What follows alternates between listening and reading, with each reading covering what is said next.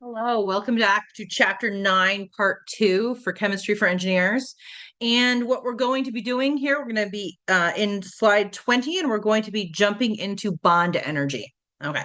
During a chemical reaction, reactant bonds are broken and product bonds are formed. So, what this means is that breaking bonds requires energy. Okay. And making bonds releases energy. So what that means is that breaking bonds is endothermic. It requires energy. Okay. And then that making bonds releases energy, which means this part is exothermic. Okay. So it says that if the energy released in forming new bonds is greater than the energy required to break the original bonds, then the overall reaction will be exothermic. And then if the energy needed to break the bonds is greater than that released in bond making, then the reaction will be endothermic. Okay, so we have a couple of different kind of pictures for that. Okay, and let's see. I can't remember if it's on the next slide or not. It is not. Great. Okay.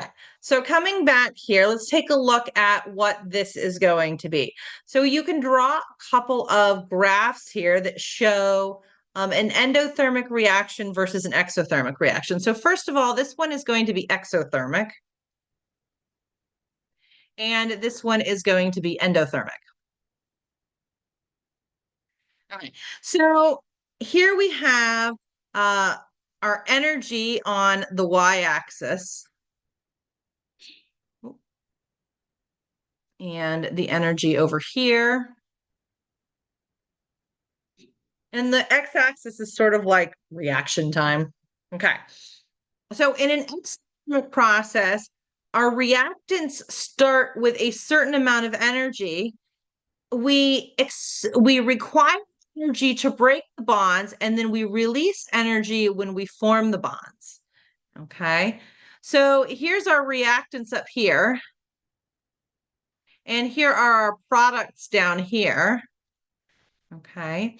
And right here, we have our delta H value. And it is going to be negative because our products are less than our reactants. And then the question is, okay, well, what's this piece here? And this piece here is our activation energy, or lattice energy. It's called a variety of different things, bond energy. Okay. Now let's take a look at how this is different when we're endothermic. When we're endothermic, our reactants start here.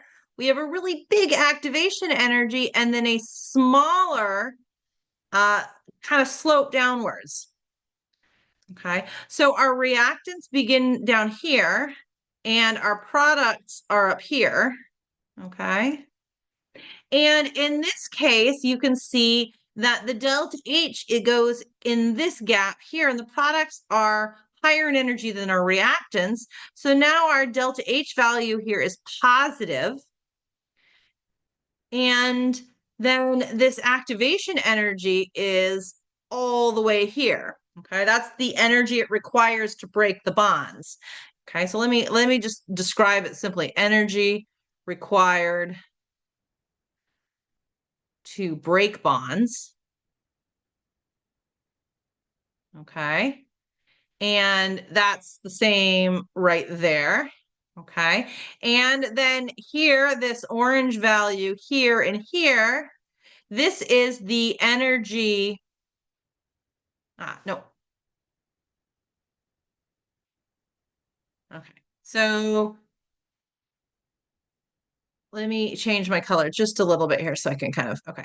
So if we look at this section here and this section right here, okay, this section in green here and here, this is the energy released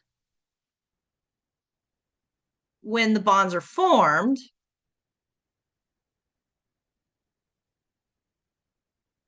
And then this is the energy difference basically between the two.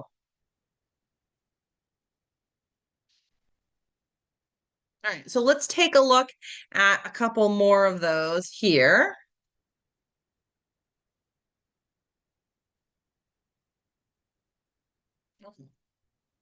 Now we're looking at bonds and energy again. All right, let's take a look at a couple of reactions.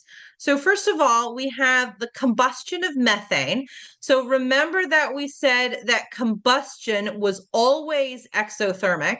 So the combustion of methane releases 890.4 kilojoules. Okay, you'll notice this negative sign here. Okay, when 1 mole of methane reacts with 2 moles of oxygen to form 1 mole of carbon dioxide and 2 moles of liquid water. Okay, so this is an example of how you might see this. Okay, now what happens is that when we multiply our coefficients, then we multiply our heat of reaction by the same amount. So here we've multiplied this whole thing by 2. Okay, so both the coefficients and delta H. So now we have 2, 4, 2, 4. Okay, and now our delta H is equal to negative 1780.8, which is the same as 2 times negative 890.4. So in this chapter, when you're balancing equations, make sure that you're aiming for your simplest balance in order to match your delta H. Though sometimes we'll be doing this doubling on purpose. Okay. So now let's look at the enthalpy change. It's also sometimes known as the heat of reaction. Okay. And let's take a look at what a little bit more of that in detail. Sorry, I'm just making a couple notes while I'm talking here. Okay. So a formation reaction is the chemical reaction by which 1 mole of a compound is formed from its elements in their standard states. And so the thing to remember here is that standard state is the most stable form of an element at room temperature, or 25 degrees Celsius, and a pressure of 1 atmosphere. Okay, so here we have standard state, is a little different than STP. Okay, and the thing to remember is that delta H is always 0 for an element in its standard state. So let's look at this a little bit more in detail.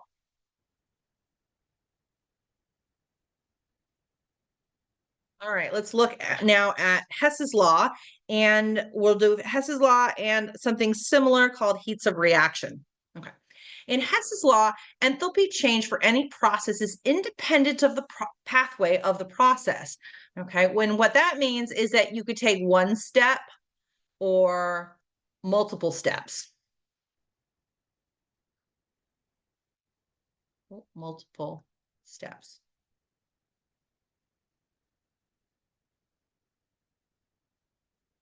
Okay.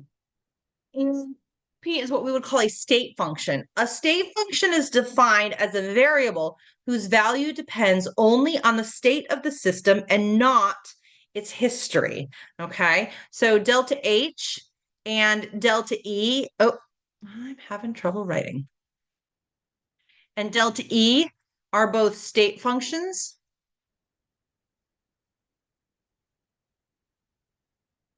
And the thing to remember is that just Q and W are not state functions.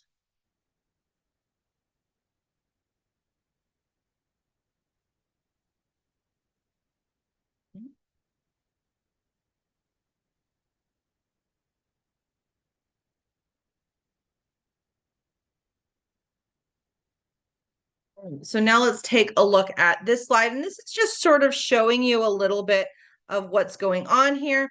We have an initial state to a final state, but because we could go to multiple intermediate states, if we go from our initial state to in state A or state B, and then up to our final state, all of these delta H's combined are going to be equal to the delta H value at the top.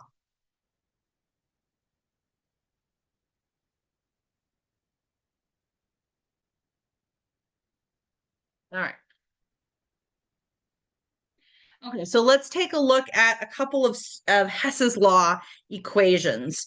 All right, so one origin of SO3, so our sulfur trioxide here, is a combination of sulfur, which is present in small quantities in coal, and it's according to the following reaction.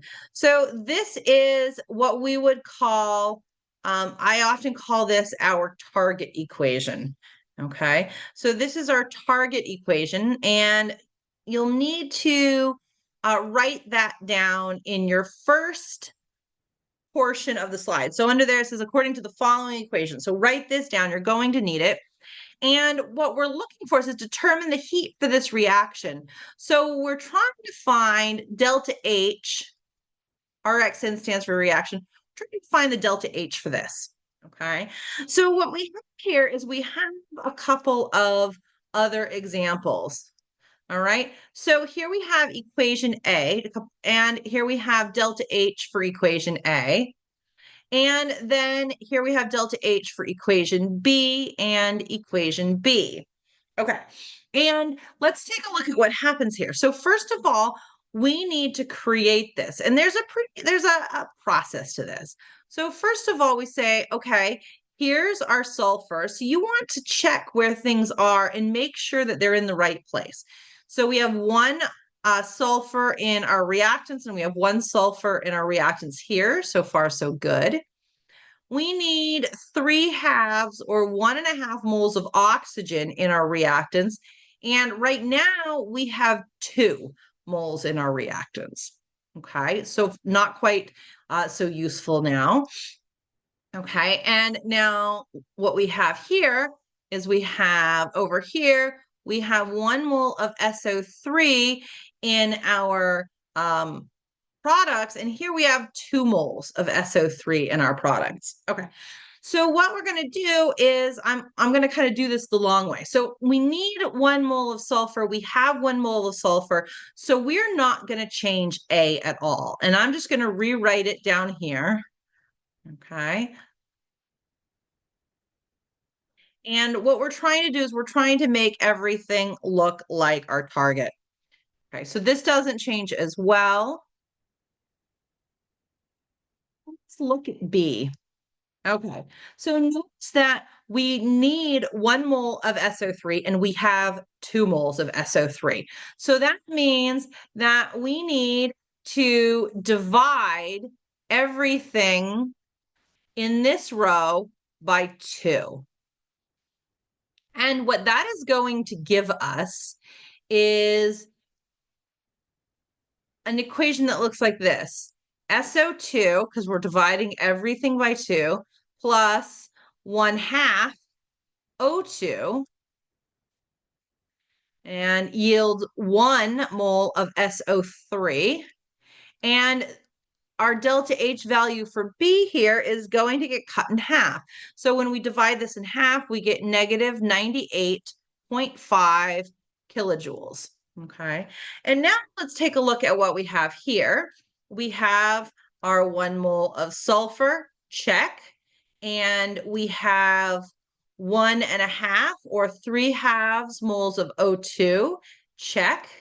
Okay, and now we have 1 mole of SO3, good, check. And now notice that here we have 1 mole of SO2 in our product and 1 mole of SO2 in our reactant. We don't want it at all. And we have 1 on each side of the equation, so we can cross it out. And these equal our target equation. Okay, so now what we're going to do is we're going to add these 2 together.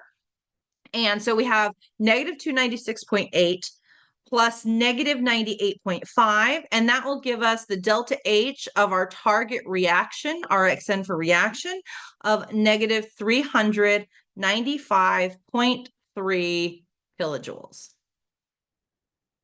Okay. All right. That is an easy Hess's law problem. Let's look at one that's a little bit more challenging.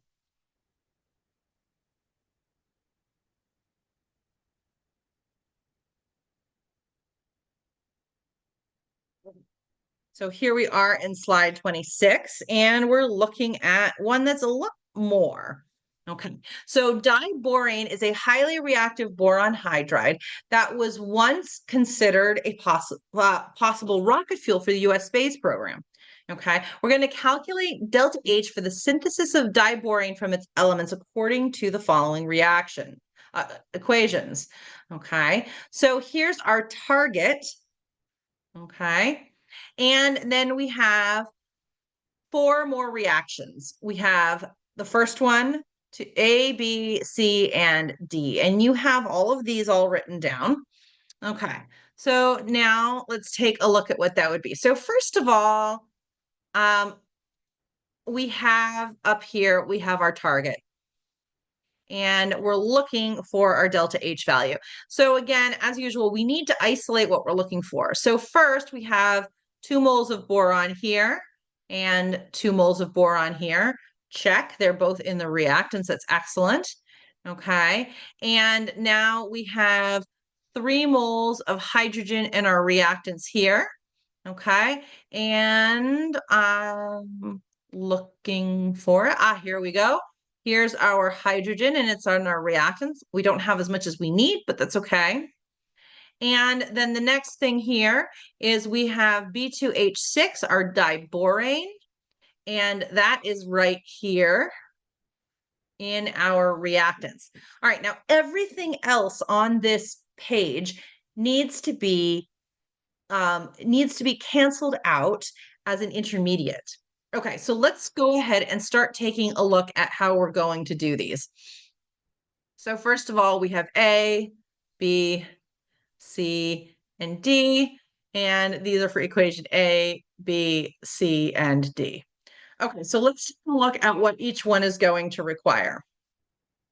Okay, so first of all, we need two borons in our reactants. We have 2 borons in our products. So this is going to remain the same. We're not going to change A at all. Okay. But just because it makes it easier for us to cancel things, I will go ahead and write it here. So we have 2 moles of boron plus 1.5 moles of oxygen gas, yielding our B2O3 as a solid, and our delta H of A isn't going to change. That's going to be negative 1273 kilojoules. Great. Okay, now let's take a look at our next one. So our next one here, we need B2H6, we need our diborane in our products, and we have B2H6 here in our reactants, which means that in this one, we're going to have to reverse the order on B, which means that we're going to need to reverse or flip the sign for our delta H value here. So now we'll go ahead and rewrite that, and we will end up, now we reverse the whole thing and we get B2O3 as a solid plus 3H2O gas, okay, yields B2H6 as a gas and 3 moles of oxygen gas. And our new delta H for B is going to be positive 2035 kilojoules. So we're just, when we reverse the reaction, we reverse the sign. Okay, now let's take a look at the next one. And notice that we need 3 H2O in our reactants, and we only have 1 here in our reactants. So we need to multiply this equation by 3 and then multiply our delta H value by 3 as well. Okay, so let's go ahead and write that to reflect it. And so now we have 3H2 plus, okay, 3 times 0.5 is 1.5 O2. Okay, and then we have 3H2O, and this is a liquid. I'm not going to be able to cancel these because you can't cancel gases and liquids, even though it's the same compound, because your delta H values are different. So now we have this negative 286 times 3, which will give us negative 858 kilojoules. All right, now I'm just going to take a moment and circle our stuff. So here we have this 2 borons here that we had from before, and now we've got our B2H6 and it's in the correct place. And then last we have our 3 moles of hydrogen, and it is now the correct quantity in the correct place. So now let's start canceling things out. So see how here we have 3O2. Okay, now here we have 1.5O2 plus 1.5O2, which allows us to cancel these with these. And we're canceling them because one is in the products and one is in the reactants, and so they cancel themselves out. Okay, now the next piece that we have here is we have B2O3 right here and B2O3 right here. And we have one of each one of them. And so we can cancel these out as well. And now the last thing that we have is we have 3 H2O gas and 3 H2O liquid. We need to cancel these out.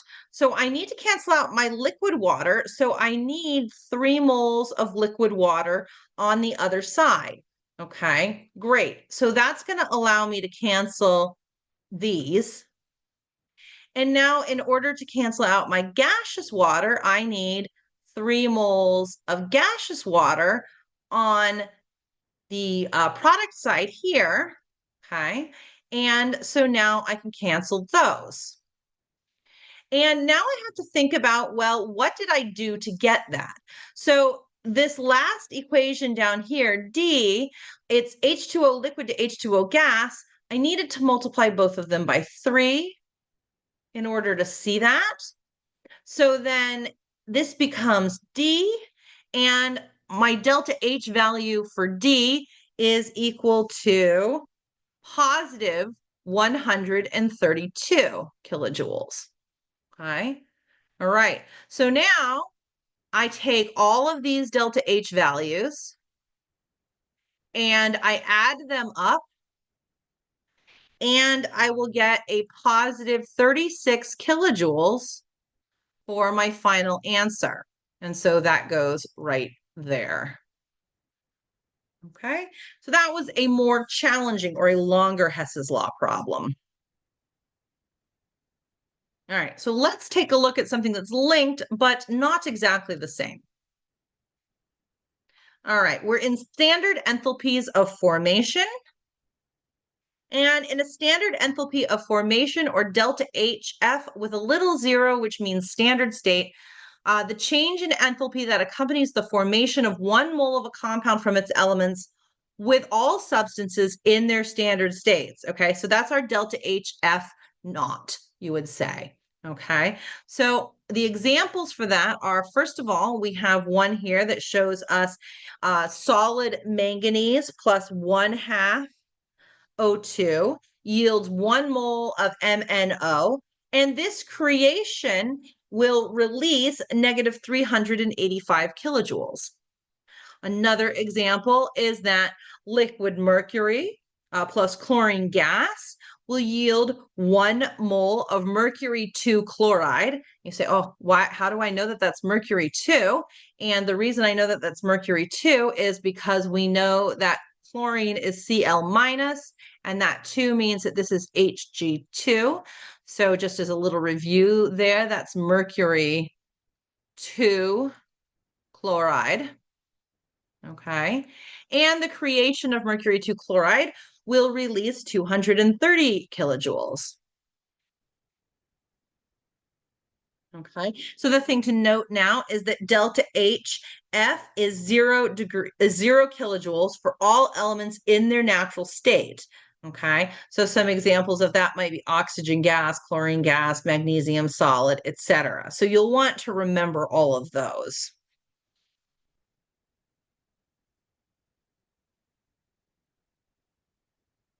Okay, so now let's take a look at our next slide here.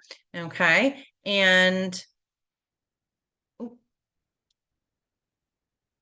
okay, so the change in enthalpy for a given reaction, hang on, again, making notes. My notes for slides are a little off.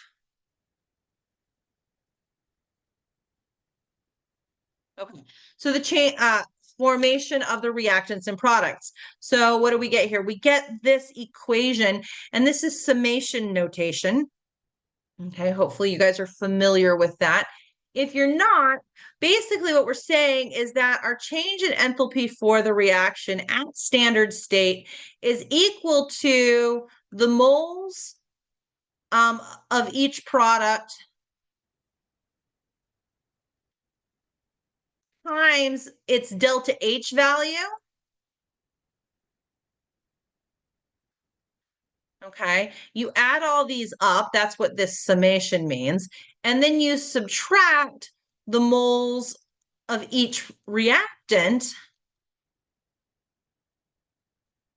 okay, times your delta H of formation for each reactant. And if you have multiple ones, you'll add all of these up here.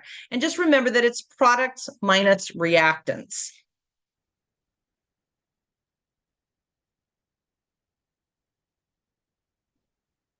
Goodness. Okay, there we go. Having trouble getting it to settle. Okay, so let's take a look at what this is going to end up being. So remember, products minus reactants. Okay, so let's note a couple things here. So this calcium phosphate here is negative 4126. The H2SO4 is going to be negative 814. I'm just copying these down. Our calcium sulfate is negative 1433. Okay, and our phosphoric acid is negative 1267. And there are 2 moles of our phosphoric acid, 3 moles of our calcium sulfate, 3 moles of our sulfuric acid, and 1 mole of our calcium phosphate. So remember that it's products minus reactants. Okay, so if we're doing products minus reactants, okay, then this is going to be calcium sulfate plus H3PO4, phosphoric acid, minus calcium phosphate plus sulfuric acid. Okay, so first of all, we have 1 mole of calcium, 3 moles. We have 3 moles of our calcium sulfate times negative 1433. And now we add this together. We have 2 moles of our phosphoric acid at negative 1267. And minus, okay, then here we have 1 mole of our calcium phosphate at negative 4,126. And we add that to 3 moles of our sulfuric acid at negative 814. All right, so this is a great place. You should pause the video right now and you should work through this calculation, okay?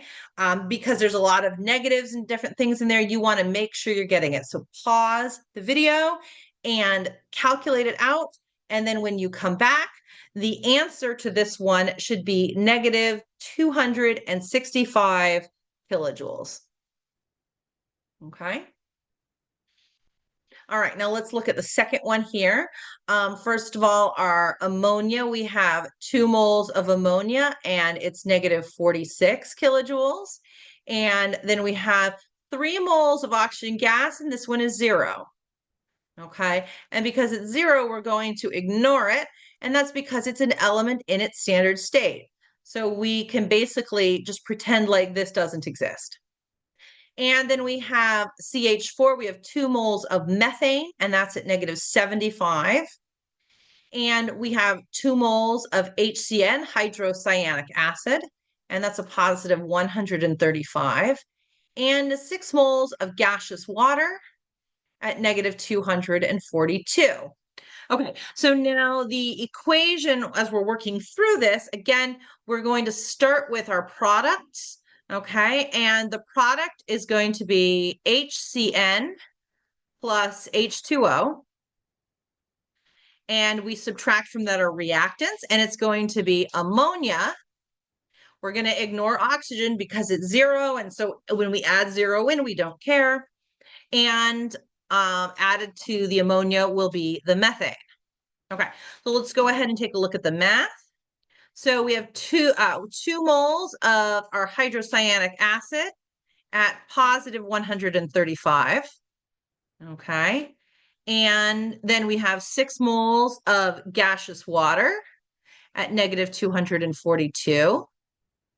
And now we subtract out our reactants here, and we have 2 moles of ammonia at negative 46. And we'll add into this one our 2 moles of methane at negative 75. Okay. And again, this is where I want you to pause the video and make sure you are putting all your negatives into your calculator correctly.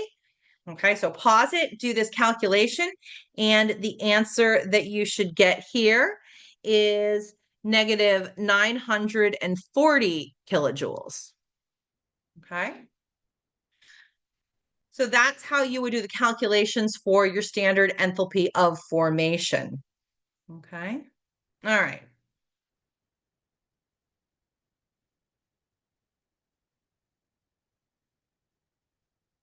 All right. So let's take a look now at some energy stoichiometry. Can't get away from that stoichiometry. Last chapter, and it is still here. An engine generates 15.7 grams of nitric oxide gas, okay, to NO. This is a common name for nitric oxide. You could also call this by our IUPAC rules. We have nitrogen monoxide is another way to do that, okay? During a laboratory test, how much heat was absorbed in producing this NO? Okay, so in this case, what we're doing is we're working on, this is grams to energy. And so we're going to start with this value here as our given. Okay, and so we have 15.7 grams of NO. So just a little review there. We haven't done stoichiometry in a while. So when we have a mass of our given, the next step in this is going to be the molar mass of our given. Okay, and the molar mass of NO is 1 nitrogen plus 1 oxygen, which gives us 30.006 grams of NO per mole. And it's on the bottom so that the grams will cancel out. And now the next piece that's going to go into here is basically it is going to be an energy to mole ratio. And notice that it's 2 NO right here. So that means that we have 180.5 kilojoules for 2 moles of nitrogen monoxide.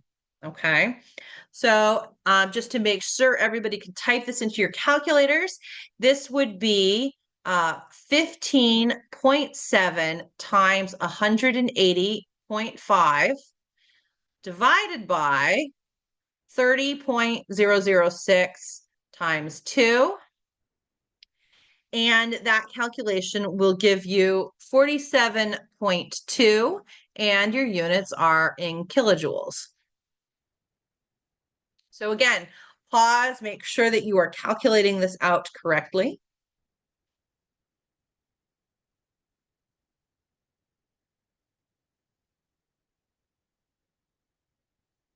All right, and now we have another one right here.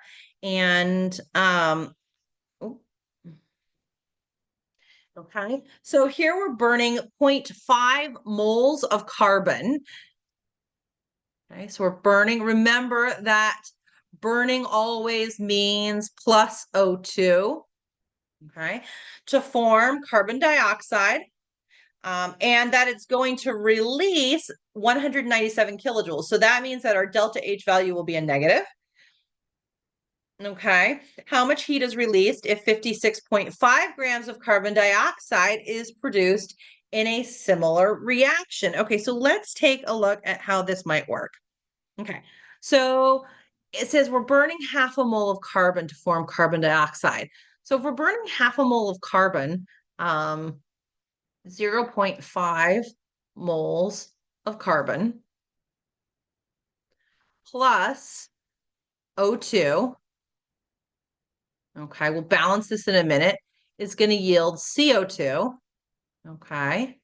Now let's take a look at what this is. If we have half a mole of carbon here, then this has to be half a mole of CO2. See, because you have one carbon to one carbon. And then half a mole of O2 to get you the same 0.5 times 2, 0.5 times 2. Okay, so we always have to think about what that means. And that in this case, delta H is equal to negative 197 kilojoules. Okay. And now they want to know how much heat is released if 56.5 grams of CO2 is produced in a similar reaction. So now let's go ahead and start our stoichiometry. We have 56.5 grams of CO2. Okay. And now the next piece there is that molar mass of our CO2. Okay, these are the same steps as our previous one. And we find that we have one carbon and two oxygens. Okay, so we get 43.999 grams of CO2 per mole. And then that next piece is the ratio as written. So we're going to put this piece right here, 0.5 moles of CO2, just like so.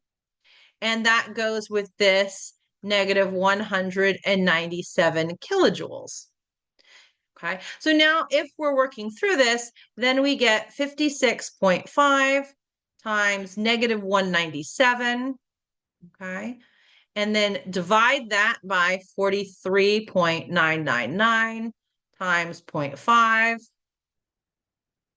And the math will come out that way as negative 506 kilojoules. Okay. But here it's saying how much heat is released. Negative means released. So you could either answer the negative 506 or you could say 506.5 kilojoules released. Okay. Ooh, not 506.5. There, just 506. All right, excellent. And we are at the end. So that wasn't too bad. I will see you all in class.